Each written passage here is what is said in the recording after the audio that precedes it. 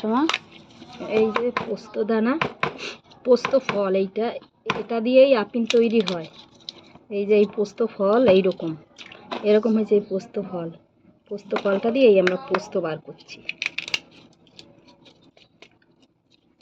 এই পোস্তটা এখন শুকিয়ে সুন্দর করে ঝেড়ে টেরে কৌটার মধ্যে রেখে দেবো। দেখছো কি সুন্দর বেরিয়েছে।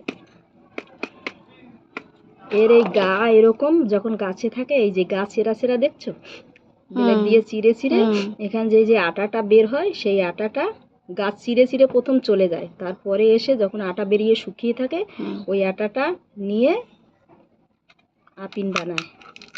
আপিন, হিরোইন, এটা চাষ করা যায় না, সবাই সচরাচর চাষ করতে পারে না, এটা আইনত অপরাধ এটা চাষ করা। একটু দেখাও তো পোস্ত দানাগুলো। এই কি সুন্দর পোস্ত দানা দিয়ে।